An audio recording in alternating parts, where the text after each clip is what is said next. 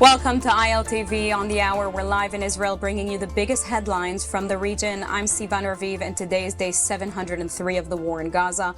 Let's get into all the top headlines at this hour. We begin with breaking news. At least 6 people are dead and 11 injured from a serious terrorist shooting attack in Jerusalem's Ramot neighborhood this morning. The attack occurred around 10:13 a.m. at the Ramot Junction, a busy area on Yigal Yadin Street in Jerusalem. Panic erupted as gunfire rang out, but quick action from a soldier and armed civilians at the scene helped stop the carnage. The terrorists were shot and neutralized on site. Israeli police and emergency responders rushed to the scene, evacuating the injured, recovering weapons and ammunition, and securing the area. Among the items found were multiple firearms and a knife reportedly carried by the terrorists. National Security Minister Itamar Ben-Gvir arrived alongside senior police officials for an immediate situation assessment. Large security forces have since been deployed, and the IDF confirmed that its soldiers are working in cooperation with police to search for any additional suspects. At the same time, IDF units began encircling several areas on the outskirts of Ramallah as part of broader counterterrorism efforts aimed at preventing follow-up attacks and bolstering defenses in the capital. The attack underscores the ongoing threat facing Israel and Israelis in daily life, even far from the front lines of Gaza and the northern border, and adds to the already tense security environment across the country.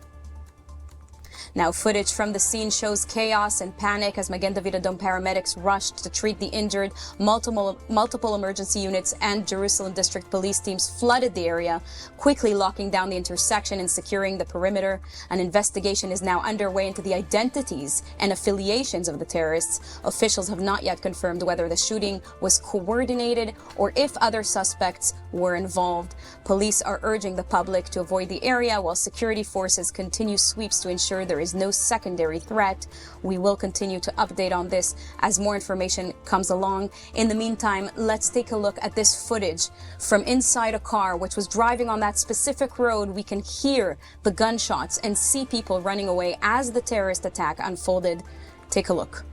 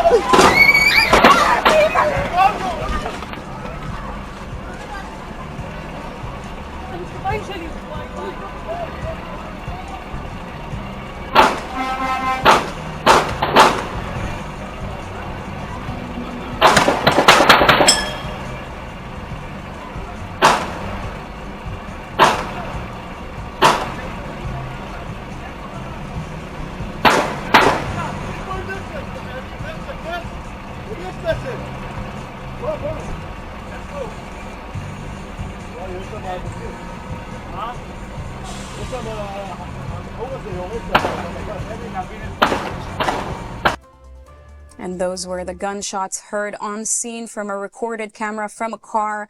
Joining us now is Maayan Hoffman from ILTV. Maayan, tell us, please, what happened? What do you know? What are the details on the ground? You're on scene in Jerusalem. Tell us what happened.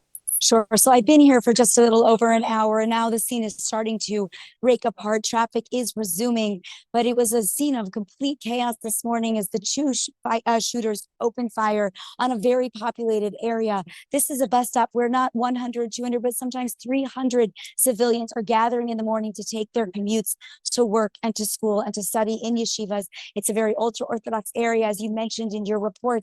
One of the people who was able to take down the two terrorists, there were two, not one terrorist involved in the shooting attack this morning, was in fact an ultra-Orthodox soldier. The shooters apparently came toward the bus stop and began opening fire, not inside the bus, but outside. There were many eyewitnesses here on the scene who were telling us what happened. There are many rumors going on. It's hard to know what is official and what is not when people are in panic. We know 26 people already are being treated for shock, but there are many reports from eyewitnesses saying that the driver actually sat there and said there was the bus was struggling and then ran away when the shooting began to start. That is now under investigation. But it is a scene of total chaos here, was a scene of total chaos here on the ground. Now, Maayan, do we know the identity of the perpetrators, the terrorists? Don't know their specific identity. We do know that they entered Israel from villages near Ramallah in the West Bank and came into Israel to carry out this attack. The official affiliation of those terrorists, from my understanding, is not yet known. Have roads been closed around where you are? Are people instructed to stay away? What are the current instructions? So at the current time, you're able to actually drive again in the area. When I arrived here, as I said, about an hour and a half ago, I had to park far, far away and walk down several hundred meters as the road was closed off. At this point, cars are running on both sides, and the bus where the shooting took place was actually removed from the scene. Israel, unfortunately, has a history of terrorist attacks. This isn't our first go. I wish it was. But if you recall the first and the second intifadas, and certainly the second, we know how to clean up a scene relatively quickly. And unfortunately, even with 6 dead, at least 11 injured, more than 24 being treated for shock, the scene is by and large coming back to normal, barring a few emergency, MADA, Magen David Adom, Hatzalah, and Zaka, who remain on the scene to clean up the final elements. Well, thank you for that update, Maayan. Is there someone with you that you wanted us to hear from? Yes, I do actually have somebody who is not a specific eyewitness, but came moments after Chaim Silverstein, who unfortunately had suffered from his own terror attack in his family. Chaim, tell us about what you experienced just moments after the attack occurred. On my way to work, we have officers very close by, a few hundred meters from the site of the terror attack. And I was on my way to work. We have workers that come in every day on this very bus.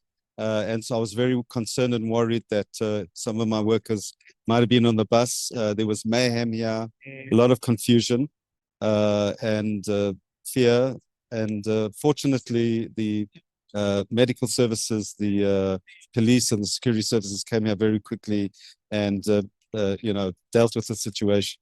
And send us the message of strength that you wanted to share earlier today. What is the message that you need to deliver? I think that the goal of terror is to weaken us, to demoralize us, and to defeat us. And as a family that has experienced a terror attack, our response must be the opposite. Our response must be to gain strength from this, to show strength, to show courage, and to defeat terror. Because if we do not defeat terror, they will overcome us. And that is a tragedy.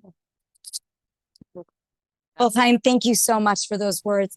So, just to recall, so you can recall, Chaim Silverstein's own first grandchild was killed in a terror attack 6 years ago during another period of heightened tension in the country. Unfortunately, one of many. Maayan, thank you very much for that update. We'll be back with you later on for more updates. Thank you for now. Thank you. And joining me now is Eli Beer, president and founder of United Hatzalah of Israel. Thank you, Eli, for being with us. Very much. Very hard afternoon today. Absolutely. Eli, tell me about this unfortunate scene. What did your responders first encounter? First of all, I live literally 100 meters above that intersection. And I was on the way to United Hatzalah Command Center. My wife was actually in the center of the whole shooting. Oh, wow. Running towards her. She's a paramedic of United Hatzalah. She was unfortunately in many events, including on October 7th. She didn't expect anything like this next to her home. And she ran out of her car with all the medical equipment. She has advanced life support equipment with her. And she ran towards someone who was shot on the back, who was running towards her and fell. And she was treating him.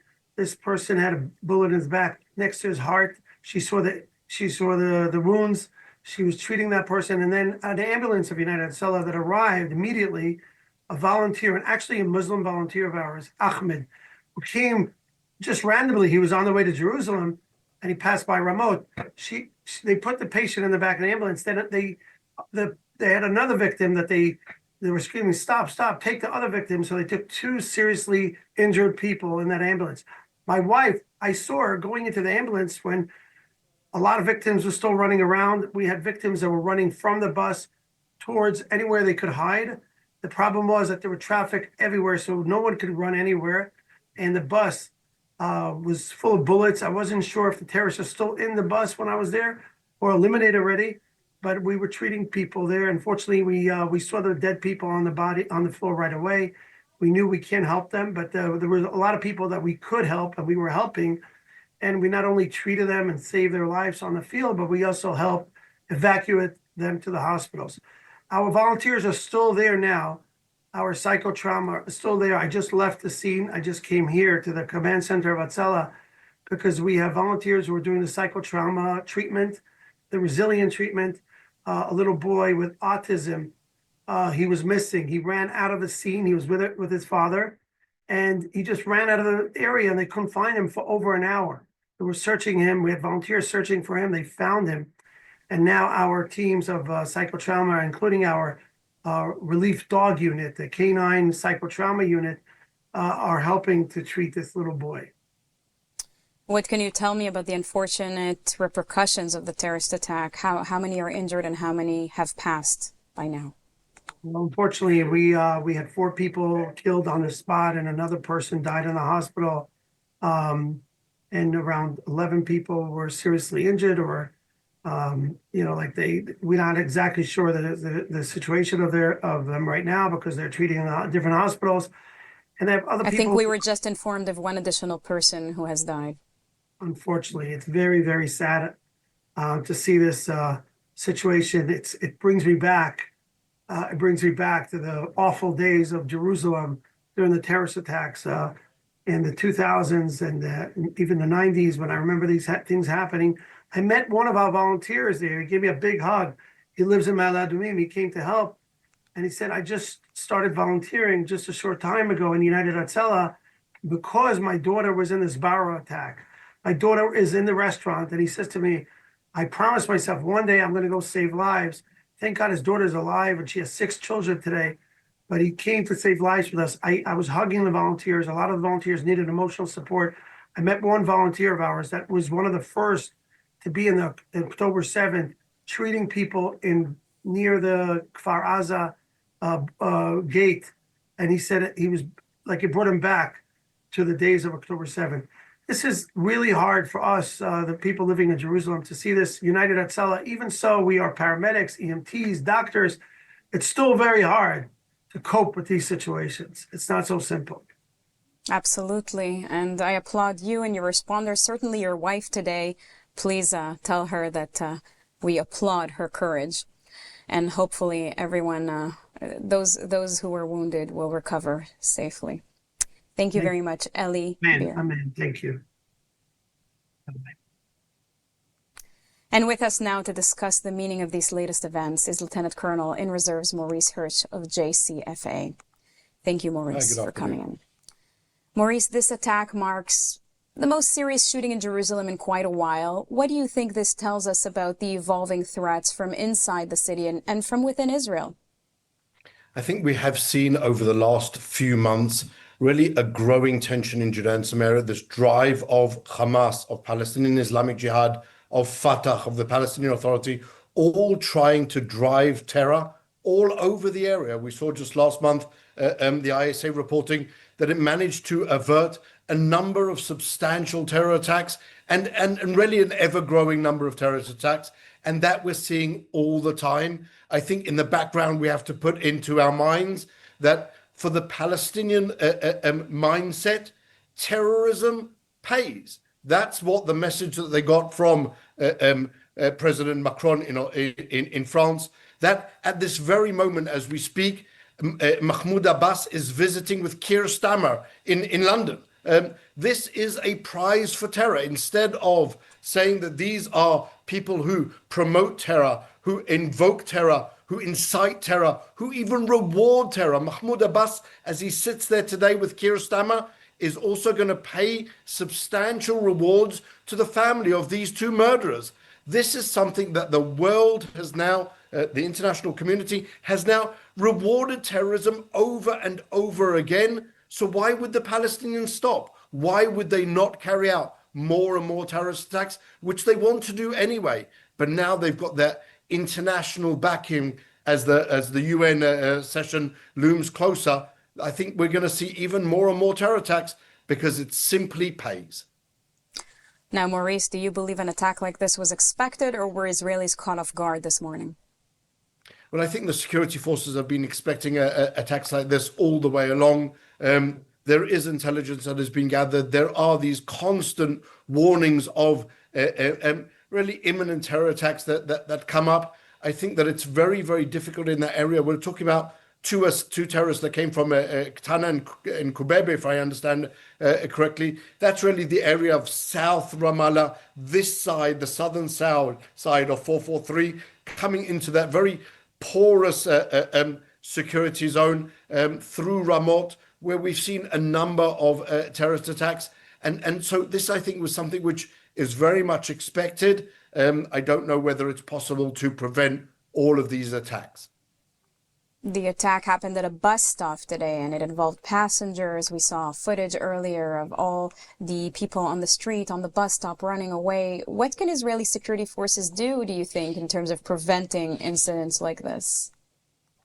Well, I think obviously the first thing is to ensure that there isn't a possibility for the terrorists to move into or over the security barrier, and to ensure that they stay on the other side of the security barrier and cannot get into Jerusalem, cannot get into really into the public transport, which is their really preferred choice of a site for a terror attack. You've got a lot of people in a very small place. It's very easy to attack them. And so, excuse me, making sure that that area is really fortified is probably the most important thing. Next is that Israel will have to reconsider this idea. If you remember, during the September 2000 terror attacks, we saw more security guards on buses in Jerusalem and around the country. Maybe that's something that needs to be reconsidered, and those security guards return to the scenes.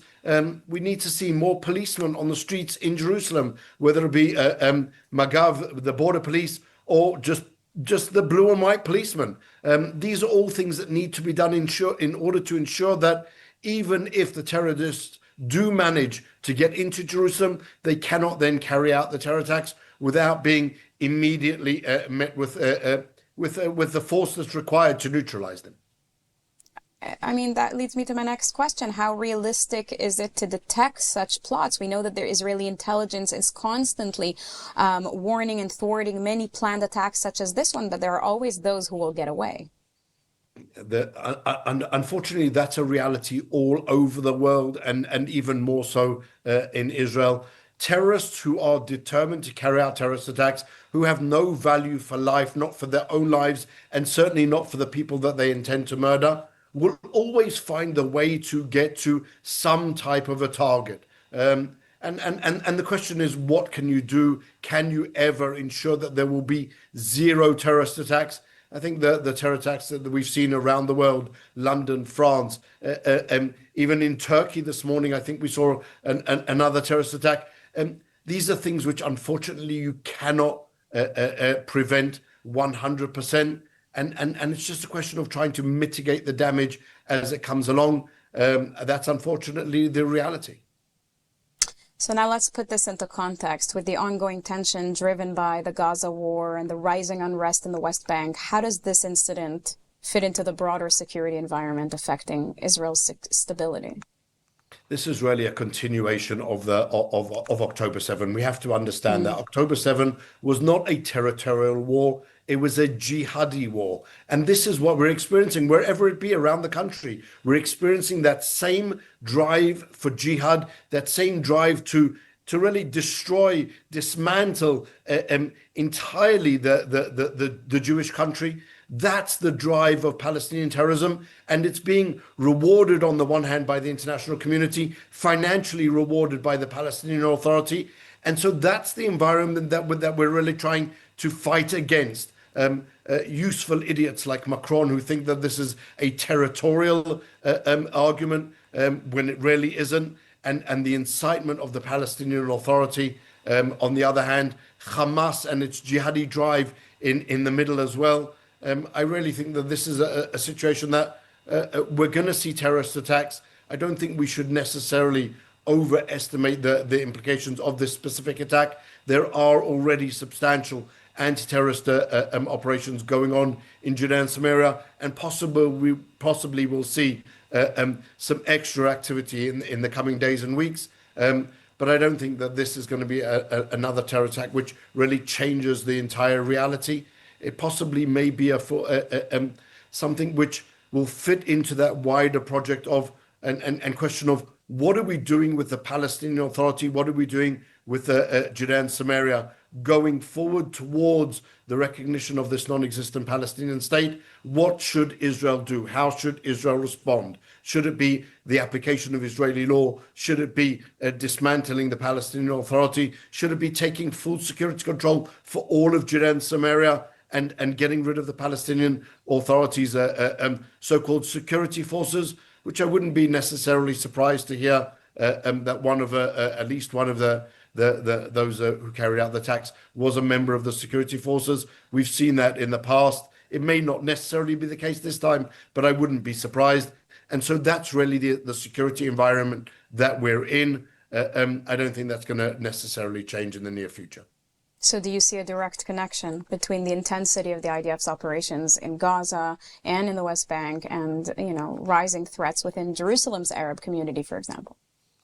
I don't think so, no. I think there is, and that's what we need to understand, there is a constant drive among the Palestinian terrorists to carry out terrorist attacks. It has no correlation whatsoever to the intensity of the fighting in the Gaza Strip or anywhere else. They use the fallacy of Israel undermining the Al-Aqsa Mosque, the Temple Mount. That was Yasser Arafat's call to war in 2000, right. The Al-Aqsa Intifada, right. Hamas called it the Al-Aqsa flood. That's something which, above the surface, they'll explain, well, this was a response to the Israeli aggression in Gaza. That's Hamas terror propaganda and nothing more than that. They're trying to carry out these terror attacks all the time.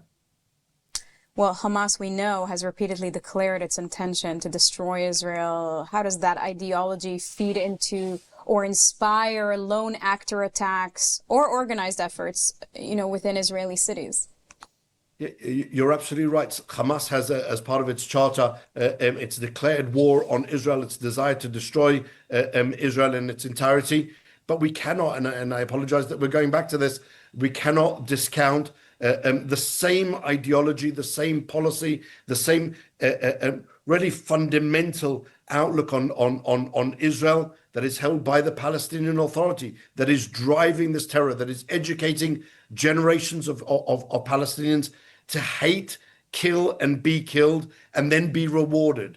That's really what we're talking about. It's not only Hamas. It's not necessarily the Gaza that's making the difference. It's that drive of education, socialization, reward that's being paid all the way through that's driving the terrorism. And that's something that Israel needs to, I think, more effectively combat.